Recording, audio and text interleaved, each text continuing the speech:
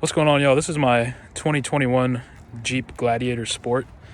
I wanted to film a quick video on this just because when I was researching this car, this truck, I wasn't really able to find a lot of videos on YouTube about the base model. This is the very, very base model sport trim that you can get on the Gladiator. So I'll kind of just walk through some of the mods that I've done and how I've liked it. I've owned this thing since April 2021. It is now January 2022, and I'm coming up on 10,000 miles. I think it's got like 9,900 miles. Yeah, I'm just gonna go ahead and get started. So starting in the exterior, this is sitting on the stock Steelies that came with it, but it is wrapped in a 315/70/17 tire, so it's almost a 35-inch tire. I think it's technically like 34.4 or something like that. And these are the Pathfinder AT. So this is Discount Tires brand. It's a pretty budget tire. I mean, I've driven it in snow, driven it in rain, mud. I've taken them off-road. They've been perfectly fine for my purposes. I think if I was going to be wheeling this truck a lot more, I'd probably get, something higher end like the KO2s or something like that. So those are the tires. The front is lifted 1 inch. It's a TerraFlex leveling kit. And I actually also had to remove the air dams. So there's like a plastic fender piece that goes right here in between. And the tires were actually rubbing in the front at full lock when it wasn't on a level kit, and it was just stock. So I had to get rid of the air dams and went with the 1 inch level in the front. So that's how it currently sits. Rear height is still stock. So also on the exterior, I have these Tiger Auto side step bars. Got those off Amazon. They're pretty cheap. Most of the mods I've done to this thing have been fairly cheap, with the exception of one thing on the interior that I spent a lot of money on, and I'll show you that in a second. This is a Oedro roll-up tonneau cover. I originally had the Gator trifold, and I liked the trifold, except the problem was you didn't have full access to the bed. So I think the trifold stopped like right around here when you had it folded back. So you couldn't use the full bed. But what I like about the roll-up is you can roll it all the way back to here and have full access to the bed. So if you're hauling like something bigger, there's no issues there. This is a Yakima 4-bike bike rack. The trailer hitch version. I went with the hitch just because I like to have my truck bed completely empty for like gear when I go on camping trips, so I'll be able to take my mountain bike plus all the camping gear that I need in the truck bed. So I think that's about it for the exterior. This is the soft top. So full soft top. It takes like less than 20 seconds to fold back. There's 2 latches in the front, and I'll show you those. So there's a latch up here and one on the other side, and you undo those and fold it back, and it kind of like sits at the top like this. I like to call it the Jeep mullet, but some people think it looks kind of goofy. It kind of grew on me. I kind of like it. So I like being able to quickly access a fully convertible top. It's one of the reasons I bought this thing. So it's a lot of fun during the summer. I'll usually have like the front doors off as well. I actually took out there's 3 bolts to take the doors off. And one of them actually goes down here. And I actually ended up taking that off just because I was taking them. Yeah, you can see it on the rears. I still have them. So I took those off in the front because I was taking the doors off so often in the front over the summer. Sorry, it's a little dirty right now. But you basically take this thing off. There's an electrical outlet that you undo. And then this bolt right here, take that off. But yeah, that's pretty much everything on the exterior. Moving into the interior, which the snow's starting to pick up here, so I'm going to sit inside and warm up a little bit.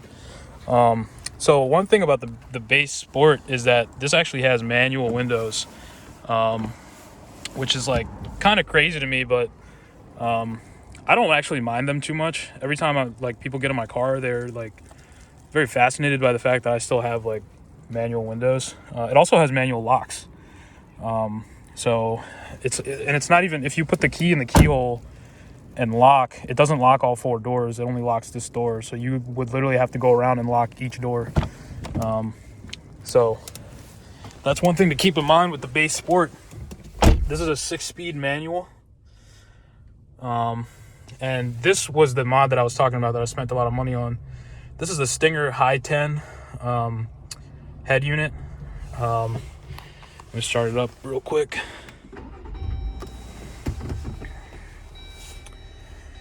I actually really like this unit.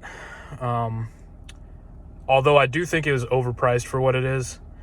It includes Apple CarPlay and Android Auto, and it's miles better than the 5-inch screen that this thing comes stock with. But there's a lot of cool stuff in here. You go to the vehicle info. So it has like a pitch and roll, your altitude, it's got a compass. You can view like performance, you can test to 0 to 60. There's various gauges. There's like, you can check your voltage, oil temps, fuel pressure, etc. Vehicle info. So you got your tire PSIs. I'm running these a little high right now. Should probably go let some air out of those, but and then this is also pretty cool. The drivetrain, it's like live as you turn the wheel. It shows you live like what position your tires are in. So it could come in really handy if you're off-road or wheeling somewhere. And also what I really like is the camera is like really, really high definition. So when you're like backing up, and actually in this view, you have the tires as well. So, and the guidelines turn as you turn the steering wheel, which I think is pretty cool. But this is like really, really crystal clear. You probably can't tell through the video, but it's like very like HD. Yeah, so it doesn't have wireless CarPlay, which kind of sucks considering you're spending all the money for it. This thing was $1,500, and I installed it myself. But it's got like the Bluetooth music and phone capabilities. I mostly just use the Apple CarPlay on it because just like a very seamless experience. And something else that I really like about this unit is it actually has music equalizer settings. So I think factory comes with a like a 5-band equalizer, and this is like a 15-band equalizer. So you can really like fine tune what you want your audio to sound like. So I'm not the biggest audiophile, but I definitely do like to tweak some of my like bass settings and stuff around. So this was pretty cool to have, and it's like instantly, like installing the unit, the sound quality like instantly improved. So that was really cool. Another thing I really like about this unit is it's got this might be a small detail, but it's got a volume knob, and I really like having a volume knob. I actually find that I use this more than I actually use like the steering wheel controls. So you do have a volume control on the back of the steering wheel, and you have your skip tracks on the back side of the steering wheel here, and you have phone controls, menu controls, and your cruise control stuff on this side. Other than that, there's an auto stop start feature in this truck. I don't mind it. A lot of people really hate the auto stop start. I mean, I don't really mind it. It doesn't get in the way too much. Like as soon as I push the clutch in, the engine will start back up if it's off. So, and it doesn't turn off if like for example, if the temperature outside is like right now it says 27 degrees. If the cabin is equal or lower temperature, then it's not gonna shut the engine off. It's gonna keep it running so that your heater keeps running. And same thing like in the heat with the AC. So I don't mind the auto stop start. Another feature of this unit actually is if you push this in, it actually memorizes it. So the next time you start the Jeep, it'll keep it on, or sorry, it'll keep it off. That actually doesn't come like factory that way. You have to push this button every time you turn the car on. So that's also kind of a cool feature. You got some USB ports here. There's a USB-C port, 3.5 millimeter aux. This is a USB that I have plugged in. There's actually an extra HDMI port on this unit, and I actually installed a Roku stick. So I have my little Roku remote down here, and I actually haven't set it up yet, but I've been meaning to do that, just haven't gotten around to it. But that's also pretty cool. So you could, throw an Amazon stick in there, Fire Stick, or a Roku stick, or what have you.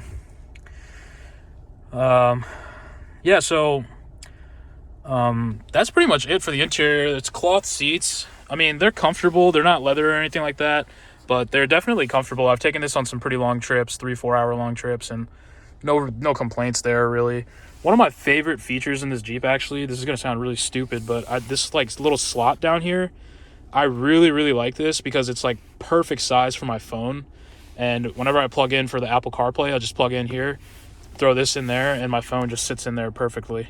I think this is actually designed for the key fob, to be able to fit the key fob in here, since it has remote start, or not remote start, it has push button start, sorry. So that's cool. And then on the base sport model, you actually, the gauge cluster looks a little bit different. You have these two gauges here. So you have the temperature gauge and the fuel gauge.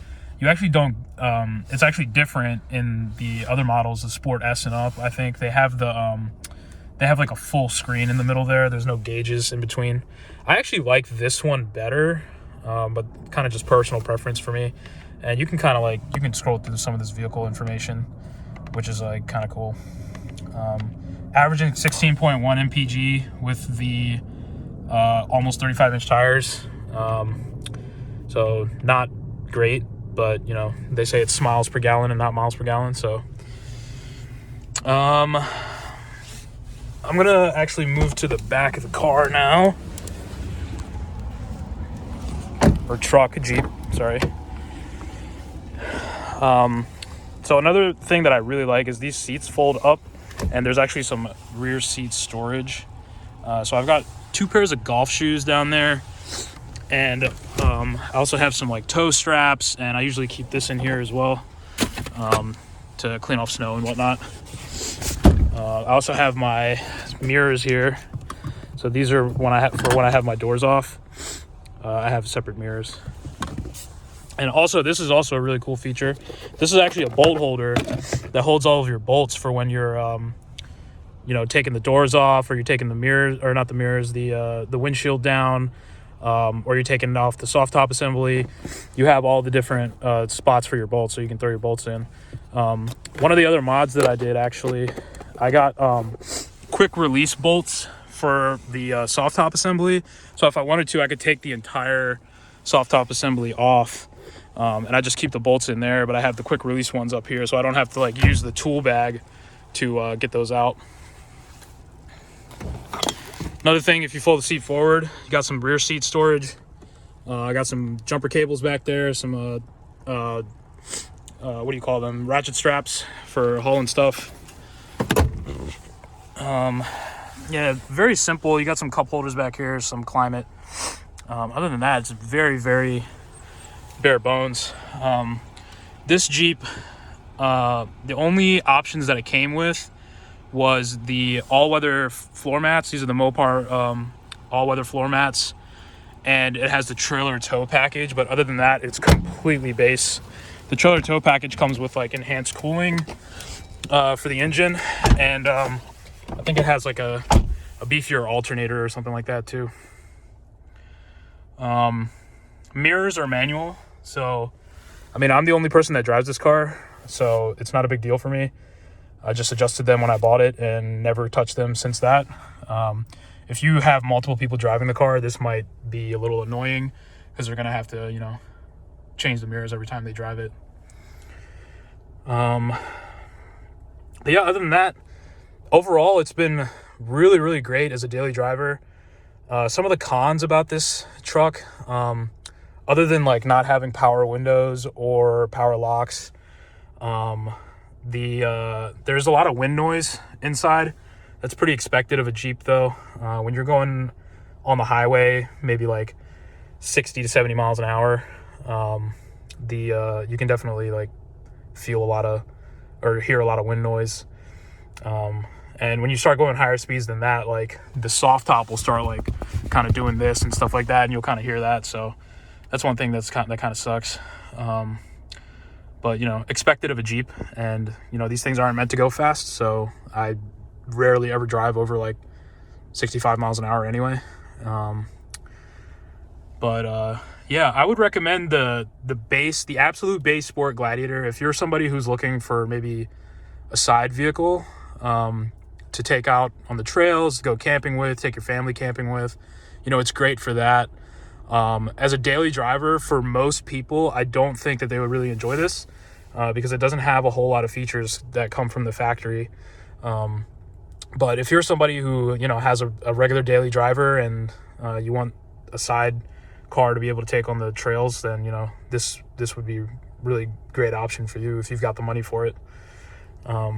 Otherwise, like if you're looking for a daily driver, if I had to do it again, I'd probably go with the Sport S or up and just save up a little bit more and buy the Sport S. But that being said, I do still love how simple it is having you know, there's something to be said about still having the manual locks and the manual windows, and you know, it's almost like a beater truck, but it's a brand new and I daily drive it, so it's a lot of fun. That's for damn sure. Most fun vehicle I've ever owned. But yeah, so this concludes the video. If you have any questions about anything, I would show more of the truck if the weather was nicer. Maybe I'll make another video in the summer and take the top off and show you guys how that works. And maybe take the doors off as well, and maybe show you how long it takes to take the doors off. But you know, with the snow and everything, I can't really like pop the hood or anything and show you underneath. So maybe I'll make another video. But for now, if you have any questions, definitely feel free to drop them below in the comments, and I'll try my best to get back to everybody. In the meantime, everyone stay safe, and thanks for tuning in.